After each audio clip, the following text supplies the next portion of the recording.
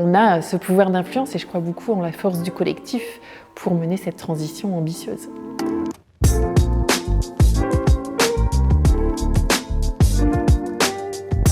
Le changement climatique, la biodiversité, le lien des humains avec la planète, ce sont des sujets qui nous animent au quotidien. Mais j'avais envie que l'on organise cet atelier pour créer un moment collectif et travailler ensemble sur le plan de la transition de Pocheco. On était tous ensemble mélangés pour discuter carbone, comment réduire notre bilan carbone à nous, comment transposer ça aussi sur l'entreprise, la société. Et ça s'est super bien passé, on a vécu un atelier qui était dynamique, il y avait une très bonne ambiance, donc je considère que l'objectif est atteint. On a renforcé nos connaissances, travaillé sur nos interactions entre collègues et puis on repart avec quelques idées complémentaires pour enrichir cette transition. C'était intéressant d'avoir des rappels sur le fait qu'à chaque action sur le climat, il y a des co-bénéfices ou des conséquences sur d'autres enjeux liés à la biodiversité, à l'épuisement des ressources. Donc c'est bien de les avoir intégrés.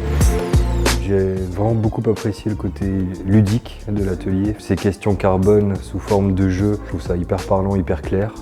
Ça peut permettre aussi de voir un regard qui se veut systémique sur l'ensemble des sujets et aller vraiment questionner tous ces sujets au fur et à mesure et se dire regardez derrière le carbone tout ce qui se cache en fait.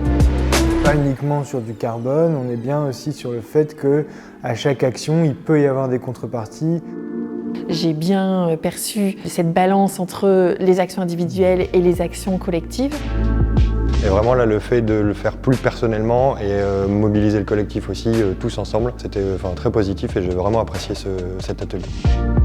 Il y a eu des moments joyeux, des moments un peu plus durs sur certaines actions où on prenait peut-être soit conscience, où on était remis devant le fait accompli de il faut changer, on n'a pas le choix. Et il faut encore aller plus loin parce que l'objectif d'automne c'est ambitieux. Même si on n'est pas dans un métier de l'énergie, on peut avoir une influence sur ce sujet-là par d'autres biais, que son propre choix individuel.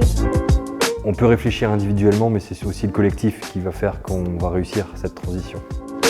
J'aurais plaisir à le refaire avec d'autres collègues dans le cadre de séminaires d'entreprises et autres pour voir un peu comment ça réagit et quels sont les retours, parce que je pense qu'il faudrait qu'on le fasse tous. On a ce pouvoir d'influence et je crois beaucoup en la force du collectif pour mener cette transition ambitieuse.